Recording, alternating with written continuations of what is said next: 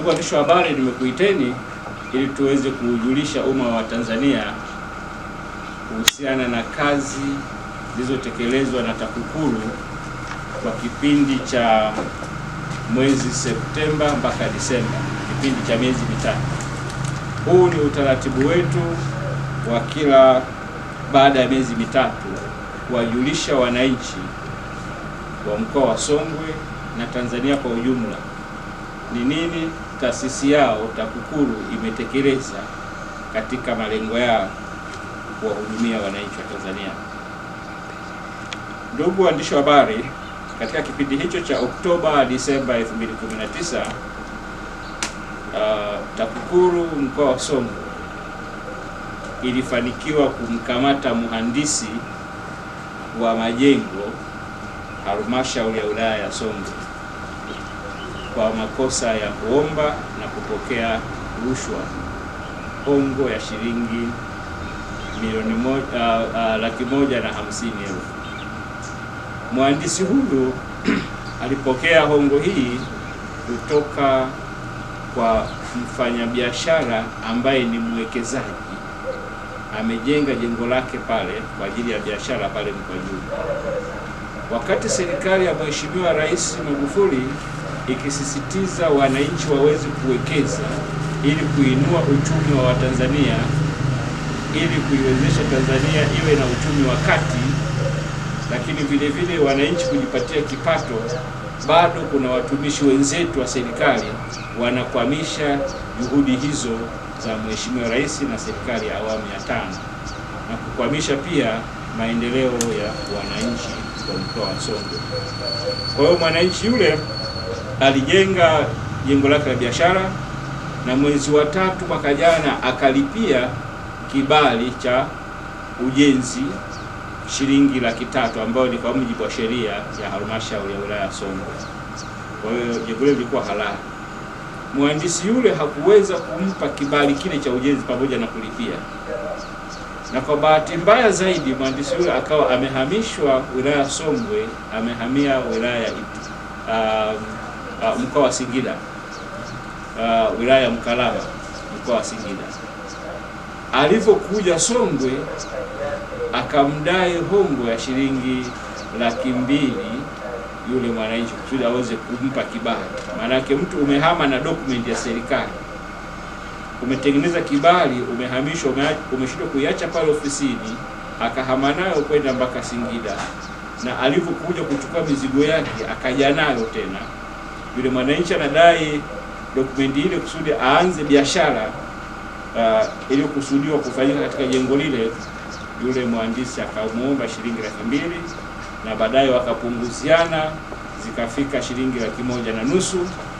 Katika $150,000 hizo shilingi $70,000 aliziingiza kwenye namba yake kwa njia ya M-Pesa. Kwa ushahidi ulikamilika, na shilingi $80,000 zingine alimtuma mtumishi mwenzake akamchukulia, akaenda akamchukulia zile $80,000. Alipomletea akakuta tayari TAKUKURU tumeshamnasa yule bwana, kwa hakuweza kuzikabidhi zile $80,000. Na baada ya kumkamata mhandisi huyo, anaitwa Agustin Mkombozi, jina la kwanza ni Sileli Agustin Mkombozi. Tumemfikisha mahakamani jana na kesi imeisha jana ile ile. Ndio kasi Mheshimiwa Rais anaitaka hiyo. Tumemfikisha asubuhi saa 3 mahakama mkoa wa Songwe na kesi ikaisha jana ile ile. Amehukumiwa kutumikia jela kifungo cha miaka 3 jela au kulipa faini ya shilingi $500,000 kwa kila kosa. Kwa miaka 3 kila kosa. Kosa la kuomba miaka 3 na kosa la kupokea miaka 3, maana ni miaka 6, lakini kwa utaratibu wa kisheria za mahakama ukihukumiwa hivyo miaka yote 3 ile wanasema inakwenda concurrently, unatumikia kwa pamoja. Kwa hiyo angetumikia jela miaka 3. Lakini kwa sababu sheria zetu za Tanzania zina alternative ya faini, kwa hiyo alihukumiwa miaka hiyo 3 au kulipa faini kwa kila kosa shilingi $500,000. Kwa hiyo aliweza kulipa shilingi $1,000,000 Kosa la kwanza la kuomba alilipa Laki5, na kosa la pili la kupokea alilipa Laki5, yani ile alilipa milioni 1. Kwa kesi imeisha, akashailipa serikali milioni 1. Sisi kama TAKUKURU tunaendelea sasa na taratibu zingine za kiutumishi. Hatuwezi kuchukua taratibu hizi za kiutumishi haraka, kwa sababu mpaka kwa mujibu wa sheria mpaka muda wa rufaa upite. Kwa hiyo ile hukumu imetaja muda wa rufaa kwamba kama hajaridhika na maamuzi ya mahakama anaweza akakata rufaa ndani ya siku 60. Kwa siku 60 zikiisha, tutamwandikia barua mwajiri wake ili hatua za kiutumishi ziweze kuchukuliwa dhidi yake. Na kwa lugha rahisi pale ni kwamba hapa hamna kazi tena. Ndugu wanahabari, kipindi husika cha mwezi Septemba na Oktoba, Septemba, Oktoba, Novemba, Disemba, tumeendelea na majukumu yetu mengine, ambapo katika uchunguzi tumeendelea kuendesha tumepokea taarifa 40. Malalamiko haya ni malalamiko 40. Malalamiko hayo ni kama ifuatavyo. Malalamiko 17 yalipokelewa kutoka kwa waandishi, kutoka kwa wananchi kwa kufika ofisini moja kwa moja kuleta kero zao. Malalamiko 11 sawa na 27.5 yalipokelewa kwa njia ya barua. Kuna wananchi wanaogopa kufika ofisini, wanaamua kutuma barua. Hiyo ni 25%. Malalamiko 6 sawa na 15 yalipokelewa toka vyanzo vingine, katika maana ya sisi wenyewe maafisa wapelelezi wa TAKUKURU kutafuta taarifa hizo. Na malalamiko 5 sawa na 15.5 yalipokelewa kwa njia ya simu ya malalamiko, njia ya simu 113 ambayo kila siku huwa tunaitangaza. Baada ya kupokea malalamiko hayo, ofisi yetu imefanyia uchunguzi malalamiko yote na yapo katika hatua nzuri za ukamilishaji majalada hayo. 40.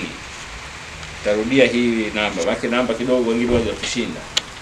Tumeokoa shilingi milioni 300,374,000 shilingi 673 na sendi 40. Tumeziokoa katika kipindi hiki cha Septemba mpaka Disemba. Fedha hizi zimeokolewa kutoka vyama vya ushirika AMCOS. Mtakumbuka kwamba Mheshimiwa Rais amesisitiza na kuitaka TAKUKURU kufuatilia madeni yote ambayo AMCOS zinadaiwa. Kwa hiyo na sisi mkoa wa Songwe tumetii agizo la Amiri Jeshi Mkuu Mheshimiwa Rais kwa kutekeleza, kwa kufuatilia fedha hizo, na mpaka sasa tumeweza kuwapata wadaiwa wote wa AMCOS na kuokoa fedha hizi milioni 300,374,673 na senti 40.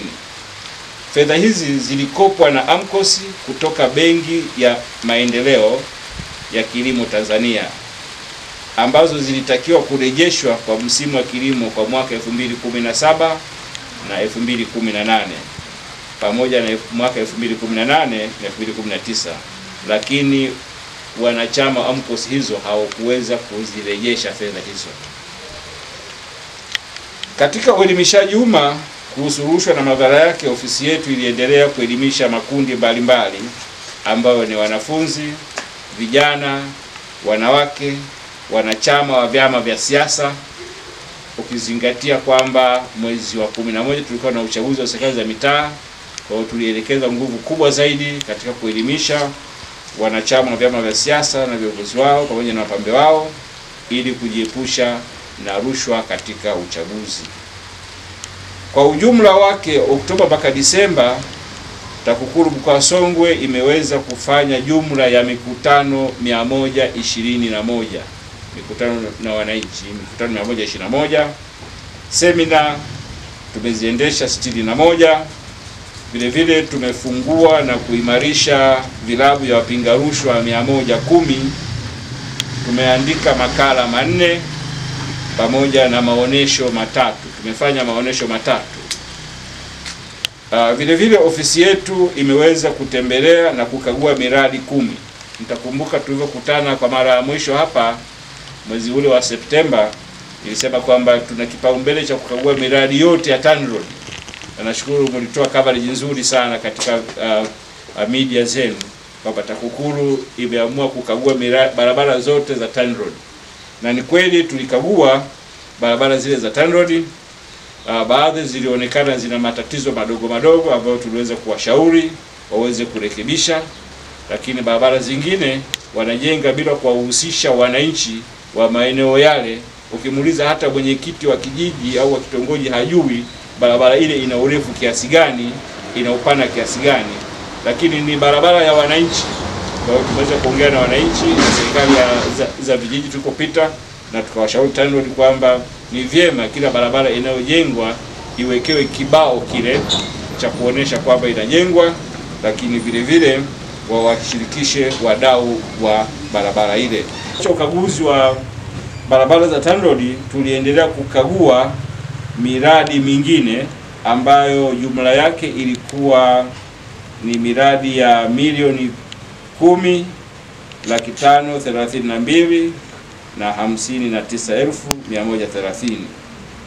Miradi hiyo iliyotembelewa ni ujenzi wa soko la kimataifa la mazao na mifugo Kakozi.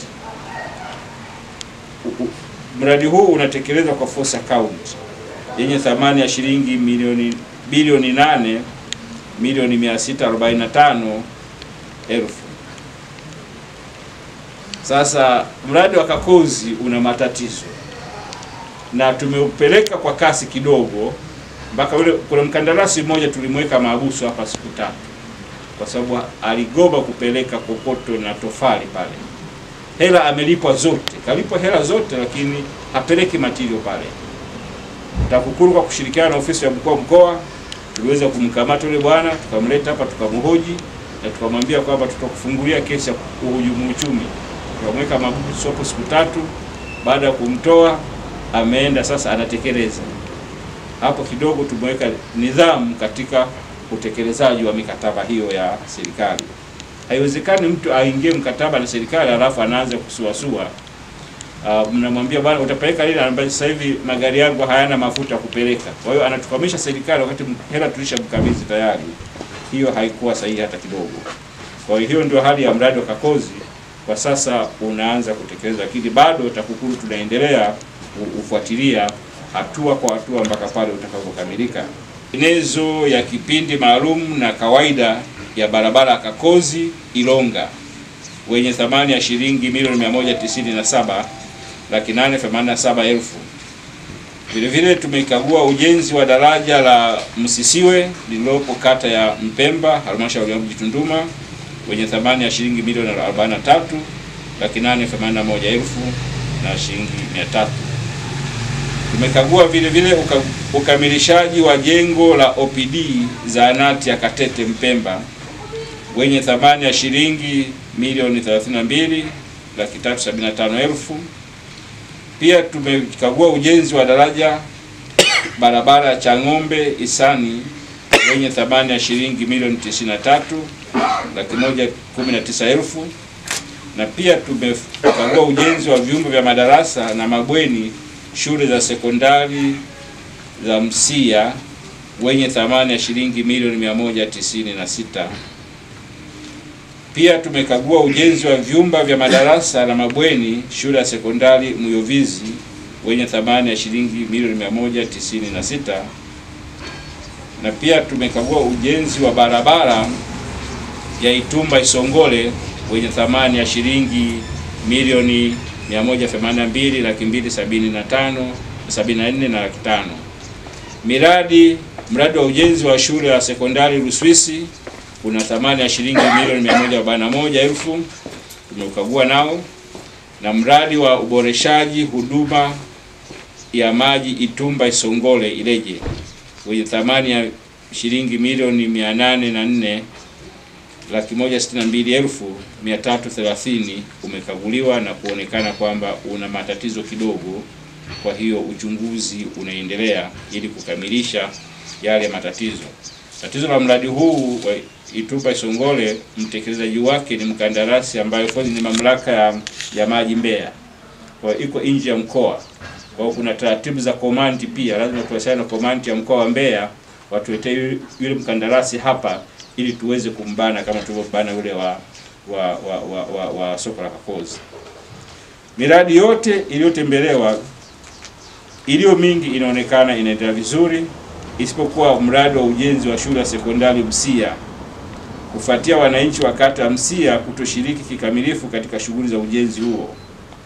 Pia tumefanya washa katika ukusanyaji mapato kwa kutumia mashine za mfumo POS kwenye kila halmashauri katika mkoa wa Songwe. Mtakumbuka tulivyokutana mara mwisho hapa nieleza kwamba tumefanya chambuzi za mifumo ya ukusanyaji kodi kutumia POS. Sasa tukishafanya uchambuzi ule inabidi tukae na wadau tuwaeleze tumebaini nini. Kwa halmashauri zote 5 za mkoa wa Songwe tumeshafanya washa na wadau ambao ni halmashauri kuwaeleza kwamba POS zao zinapokusanya mapato zina matatizo 1, 2, 3 na kutoa alternative means of solving those problems. Na hao walipokea kwa hali nzuri na kuahidi kwamba kutekeleza, na tukawekeana muda wa utekelezaji. Na muda wa utekelezaji ambao tuliwekeana kwa kila halmashauri ni mwezi Januari huu, ili mwezi wa pili tuje tupimane kwamba je, kama mlitegemea kukusanya kiasi fulani 80% ya mapato ya ndani kwa kutumia POS, je, ile mianya imezibwa? Hatutaki kusikia habari ya kwamba mtu amekaa na shilingi milioni 1 alizokusanya hela ya mapato kijijini huko kwa kisingizio kwamba mtandao haushiki, kwa hiyo ameshindwa kuziingiza kwenye account. Hiyo haitavumilika. Mbona simu zake za mkononi mtandao unashika? Kwa nini kwenye POS tu mtandao usishike? Kwa hiyo tuliwaeleza wenzetu wa halmashauri na walielewa. Tunategemea kwamba watazingatia hilo. Kwa ujumla, ofisi yetu kwa kipindi cha Januari Machi 2020, hapa naongelea sasa mipango yetu ya miezi mitatu ijayo. Tumeanza hii Januari, leo ni tarehe 10, mpaka itakapofika tarehe 30 Machi tutakuwa tumetekeleza mambo gani ambayo tutakuja kuambia hapa tena utekelezaji wake ukoje. Ofisi ya TAKUKURU mkoa wa Songwe imejipanga kufuatilia fedha za vyama vya ushirika AMCOS. Hizi ambazo nimekuelezeni kwamba tumekusanya milioni 300. Tumefanikiwa kukusanya katika muda mfupi huo. Lakini kuna wadaiwa wengine ambao sasa AMCOS yenyewe haidaiwi. AMCOS inasema sasa sisi wale wanachama wetu hawajatulipa. Tumeshakusanya majina ya wanachama wote wa AMCOS wanaodaiwa. Yapo hapa. Na nimeshamkabidhi afisa toka last week, ameshaanza kuwapigia simu mmoja mmoja. Nadhani kwamba mwingine atafika leo hapa kuhojiwa, atatoka Mlowo hapa, mwingine ananiambia kwa Kabsamba, tumwambia aje Jumatatu. Tunataka aje mmoja mmoja kueleza kwa nini unadaiwa milioni 2 hutaki kulipa. Na kama amelipa lakini takwimu hazijakaa vizuri kwenye AMCOS, ataonyesha vielelezo vile vya ulipaji. Na kama hajalipa, tutaona utaratibu mwingine wa kuweza kurecover fedha ile ya serikali. Niwaeleze wanahabari pamoja na wananchi kwa ujumla kwamba TAKUKURU mkoa wa Songwe hautavumilia hela ya serikali ibaki mikononi mwa wananchi. Mtu binafsi amekopa fedha kwa maendeleo ni jambo jema, lakini haiwezekani abaki na fedha tu hivi ya serikali ishindwe kurudi katika kutekeleza majukumu mengine. Tutakusanya fedha hizo, na kwa bahati nzuri majina yote tumeshapata, na hawadaiwi fedha nyingi, wengine milioni 2, milioni 1, milioni 2, milioni 1. Kwa atakayeshindwa kulipa tutakwenda tutaona ni kitu gani kina thamani ya milioni 2 tukichukue tuwakabidhi wenzetu wa TRA wapige mnada, hela ipatikane irudi serikalini.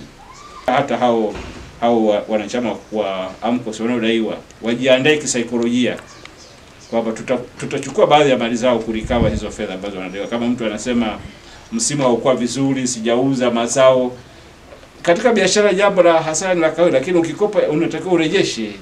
Unatakiwa urejeshe, utafute source nyingine urejeshe fedha zile. Lakini katika kipindi hiki pia tumejipanga kuendelea kutoa elimu kwa kutumia elimu ya rushwa kuhamasisha kampeni ya Utatu na TAKUKURU app. Labda hii ni ifafanue vizuri. Sasa hivi tumezindua kampeni ya Utatu. Utakuta masangu watu wengine wamevaa t-shirt imeandikwa Utatu. Ina nembo hapa imeandikwa TAKUKURU polisi wadau. Kampeni hii ya Utatu ina lengo la kupunguza rushwa ya matrafiki barabarani. Baada ya kuona kwamba sisi TAKUKURU peke yetu au polisi peke yao hawawezi kupunguza rushwa barabarani, tumeamua kuwashirikisha wananchi pia. Kwa wale wananchi tumewapa app ya TAKUKURU, inaitwa TAKUKURU app. Kwa mtu yote mwenye smartphone anaweza kutumia simu ile ya akafungua kwenye app ya TAKUKURU. Kwa ukiona dereva anaendesha mwendo ambao haustahili, wewe mpige picha tu, unaituma kwenye TAKUKURU app. Sisi tunaipata, tukiipata tunashughulikia. Na kwa kuprove kama mfumo huu unafanya kazi, mwezi uliopita dereva mmoja wa mabasi makubwa alikuwa anaendesha huku anachezea kasimu kake, sio anaandika message, anaendesha huku anaandika message. Mwananchi mmoja hapa akampiga picha akairusha kwenye app ya TAKUKURU. Kesho yake yule bwana alipatikana tayari yuko ndani ya pingu. Kwa hiyo tunataka wananchi watusaidie hivyo. Kwa sababu hatuwezi tukaa barabarani sisi sote, barabarani wanakaa traffic. Sasa sisi tukae barabarani tutashindwa kuchunguza shughuli zingine huko. Kwa hiyo wananchi pia katika hii kampeni wanatusaidia kupunguza matatizo hayo ya rushwa barabarani. Na hivyo katika kipindi hiki cha Januari mpaka Machi tutatilia nguvu kubwa sana kuendelea kuelimisha wananchi wa rika mbalimbali, sehemu mbalimbali katika mkoa wetu wa Songwe, ili waweze kuitumia hii app vizuri kama tuliweza kuelimisha katika matumizi ya namba 113 ya kutumia taarifa. Basi hii sasa ndio ajenda muhimu ya kuelimisha wananchi waweze kutupa taarifa za uvunjifu huko. Hiki cha Januari mpaka Machi tunaendelea na kampeni ya Vunja Ukimya. Vunja Ukimya ni kampeni ya rushwa ngono, kwamba tumebaini kwamba nchi yetu sasa imegubikwa na wimbi kubwa la rushwa ngono. Kwa hiyo tumeamua sasa kulivalia njuga kupunguza rushwa ngono katika maeneo ya kazi, mashuleni na kwenye vyuo. Kwa hiyo tutapita kwenye vyuo mbalimbali huko kuongea na wanachuo, kuchunguza, kuelimisha na kuhamasisha ili waweze kutoa taarifa. Na kwa bahati nzuri sana wenzetu wameshafanikiwa. Dodoma pale juzi wameweza kumkamata mwalimu mmoja akiwa na mtoto wa chuo, lakini mtoto wa chuo yule ndio alikuwa anataka kumhonga mwalimu ili amuongezee GPA. Lakini kwa mwingine pia wameweza kumkamata mwalimu akiwa na mtoto wa sekondari wa miaka 17. Nafikiri na ile itakuwa sasa ni kesi ya kubaka sasa, sababu miaka 17 ni hatari. Kwa hiyo hii yote ni kutokana na kuhamasisha kwenye mashule na vyuo kuhusiana na vunja ukimya. Maana yake, kwa nini tunasema vunja ukimya? Watu wengi wanaomba rushwa ngono halafu anakuwa kimya, anaona aibu. Sasa tunawahamasisha kwamba usione aibu, wewe njoo tu sababu mimi nimeombwa, kusudi sisi tusaidie kulimaliza hili tatizo. Ndio maana ya vunja ukimya mpaka Machi, na hii itakuwa endelevu mpaka itakapofika Oktoba. Hii itakuwa endelevu mpaka kufika Oktoba. Ni ajenda ya uchaguzi mkuu, ajenda ya uchaguzi mkuu wa mwaka 2020. TAKUKURU tutaendelea kufuatilia na kuchukua hatua kali dhidi ya wanachama wa vyama vya siasa vyote watakao kiuka taratibu za uchaguzi. Taratibu za uchaguzi hizo ni kwa mujibu wa kanuni za maadili ya uongozi za chama toleo la 2017 ibara ya 6 ibara ndogo ya 7. Sasa hiyo inakataza mtu kuanza kampeni kabla ya wakati. Hatutegemei mgombea yoyote wa chama cha siasa aanze kampeni mwezi Januari au Februari au Machi, mpaka tume ya uchaguzi itakavyotangaza ikipuliza kipenga tuanze kampeni ndio tutaanza. Kwa hiyo mtu atakayekuwa ameanza kampeni kabla ya wakati atakuwa anakiuka kanuni za maadili ya uongozi toleo la 2017 ibara ya 6 ibara ndogo ya 7. TAKUKURU tukibaini hilo, na tukuombeni waandishi wa habari na wananchi kwa ujumla tushirikiane kupeana taarifa kusudi tuweze kuchukua hatua stahiki mapema. Lakini vile vile kwenye uchaguzi kuna ukiukwaji wa kanuni za uchaguzi wa CCM toleo la 2017 ibara ya 35 ibara ndogo ya 16 na ya 17. Ibara ya 35 ibara ndogo ya 16 na 17. Hii inahusiana na wanachama wa CCM tu. Ile ya kwanza ilikuwa inahusiana na vyama vyote. Hii ni ya ibara ya hii ya pili inahusiana na chama tawala au wana CCM, na inaeleza wazi kwamba kama mtu anahitaji kutoa msaada basi akakabidhi kwa katibu wa chama. Katibu wa chama ndio agawe msaada huo kwa wananchi, sio yeye apite kugawa. Ukigawa tutashindwa kuelewa, je, huo ni msaada au ni rushwa. Lakini vile vile tutazingatia sheria ya uchaguzi namba 6 ya mwaka 2010, masuala ya takrima na matumizi mabaya ya lugha katika kampeni. Pamoja na hizi kanuni mbili na hii sheria ya uchaguzi, tutazingatia pia sheria yetu ya kuzuia na kupambana na rushwa namba 11 ya mwaka 2007, kwamba atakayehonga, makuhonga ni kinyume na kifungu namba 15 cha sheria ya kuzuia na kupambana na rushwa. Shukrani sana kwa ushirikiano wenu mnaouonesha kwa ofisi yetu, hususani kwa kutuletea taarifa za vitendo vya rushwa pindi mnavyovisikia. Na hili ni simumunye. Hii kesi ambayo nimesema tumemaliza jana, aliyotuletea ni mwandishi wa habari. Alikuwa Songwe, kapata taarifa hiyo, akatutumia hiyo taarifa, ikamfikia naibu wangu wa kamanda wa TAKUKURU mkoa, akanijulisha mimi, na mimi nikamjulisha kamanda wangu wa TAKUKURU Songwe kule, fuatilia mara moja, hakikisha huyo bwana unamkamata. Na ni kweli yule mtuhumiwa alikamatwa akiwa anapanda gari aanze safari ya kwenda Singida. Akakamatwa akawekwa mahabusu pale Songwe. Kwa hiyo tunashukuru sana waandishi wa habari, na nitoe wito kwa wengine pia, mtusaidie kukusanya habari hizi kutuletea kama huyu mwenzetu ambaye alikuwa kula akatuletea hiyo taarifa. Lakini vile vile nitoe wito kwa viongozi wote wa vyama vya ushirika AMCOS kuhakikisha kuwa fedha zote wanazodaiwa na benki mbalimbali pamoja na wanazodaiwa na wananchi wahakikishe zinawafikia wahusika kabla ofisi yetu haijawafikia wao kwa nguvu. Kwa hiyo ni vyema wakajipanga kisaikolojia, kama unadaiwa zirejeshe mapema fedha hizo.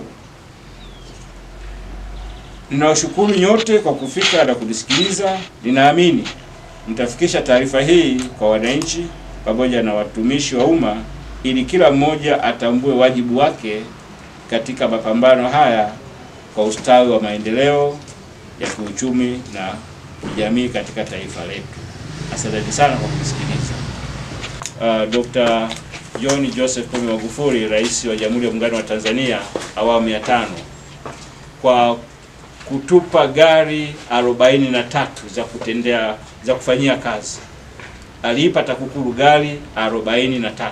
Nafikiri waandishi habari mtakuwa mlifahamu na wananchi walijulishwa hilo. Katika gari zile 43, mkoa wa Songwe tumepewa gari 2. Muone jinsi tuko na bahati kwamba mikoa iko 20 na ngapi, 28, lakini gari zile 43 maki zingine zimebaki pale makao makuu kwa ajili ya shughuli za wakurugenzi, lakini mkoa wa Songwe tumepewa gari 2. Kuna mikoa haijapata gari hata moja. Waulize mkoa wa Mbeya, hawana gari hata moja waliopewa.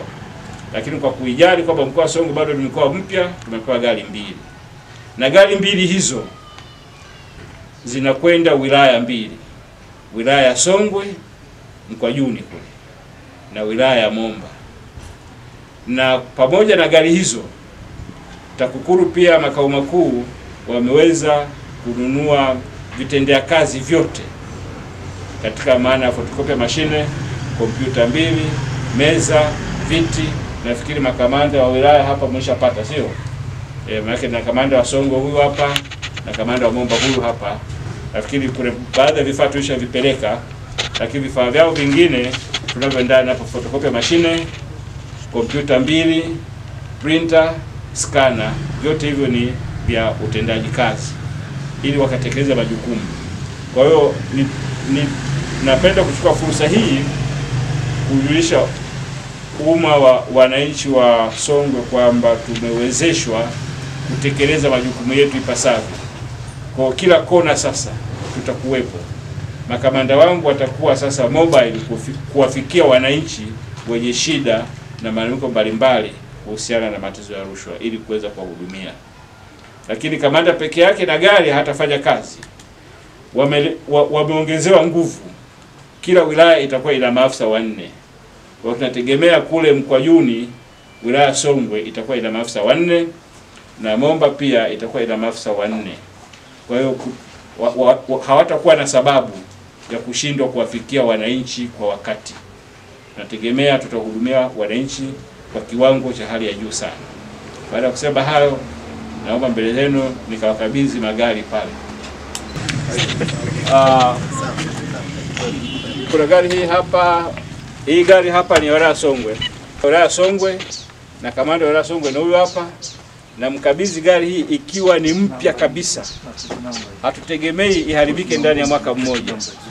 Kamanda, itunze gari hii, ikusaidie wafikie wananchi kila kijiji katika wilaya yako ili uweze kuwahudumia. Na kukabidhi gari iko nzima kabisa. Asante. Hii hapa ni gari ya wilaya ya Momba. Gari ya wilaya ya Momba, na gari hii ni mpya. Ndio kati hizo ambazo nimesema gari 43 ambazo Mheshimiwa Rais alitukabidhi. Hii hapa na mkabidhi kamanda wa wilaya ya Momba. Hapo ndio ndani zinakuwa katikati. Kigonga tutakwambia tu. Kamanda wa Momba, nakabidhi gari ikiwa mpya, itunze. Hakikisha gari hii inawafikia inakuwezesha kuwafikia wananchi wilaya zote, wilaya nzima, vijiji vyote vya Momba ili uweze kutoa huduma iliyo bora zaidi. Kwa majina naitwa Adam Mahali, ndio kamanda na ni kaimu kamanda wa TAKUKURU wilaya ya Momba. Kwa kusema kweli, changamoto ya usafiri ilikuwa kubwa sana ukizingatia wilaya ya Momba ilivyokuwa kubwa. Kwanza ukiangalia ni kwamba tunapakana na nchi jirani kama Zambia, alafu na mkoa wa Rukwa. Na kwa kipindi cha nyuma ambapo kwa msaada huu kwa hii vitendea kazi tupewa kama magari, itakuwa ni suluhisho kubwa sana. Kwanza kwa kupata taarifa kutoka kwa wananchi na pia na sisi kutekeleza kufikia wananchi kwa wakati. Pati Kasian Kahimba ndiye kaimu mkuu wa TAKUKURU wilaya ya Songwe. Kwa kweli, ndugu waandishi wa habari, kwanza napenda kumshukuru sana Mheshimiwa Rais wa Jamhuri ya Muungano wa Tanzania, Dr. John Pombe Joseph Magufuli, kwa kuweza kuiwezesha taasisi hii kuweza kupata vyombo vya usafiri ambavyo kwa kweli vitasaidia sana. Lakini katika usafiri ule, kwanza ilikuwa ni gharama kubwa kwa upande wa taasisi na serikali, kwa sababu unapochukua pikipiki kwenda maeneo kama Chang'ombe au maeneo kama Kapalala kule, kwa inakuwa ni gharama kubwa, lakini ilikuwa ina jinsi, lazima wananchi walikuwa wafikiwe na kuweza kuhudumiwa. Lakini hivi sasa kama mnafahamu, hakuna mwaka wa uchaguzi, kutakuwa na kazi nyingi za kuwafikia wananchi, ikiwa ni pamoja na kuelimisha. Kwa hiyo kwa kutumia vyombo hivi ambavyo leo tumekabidhiwa rasmi, itaisaidia taasisi ndani ya wilaya ya Songwe kuweza kufanya majukumu yake kwa wepesi na kwa urahisi. Kwa kweli, kwa hilo nashukuru sana viongozi wangu. Mtazamaji wa J Online TV, ili uwe kwanza kupata habari kutoka JTV, subscribe kisha like, halafu bonyeza kengele hapo chini ili uwe wa kwanza kupata taarifa pindi habari mpya inapokuwa imewadia.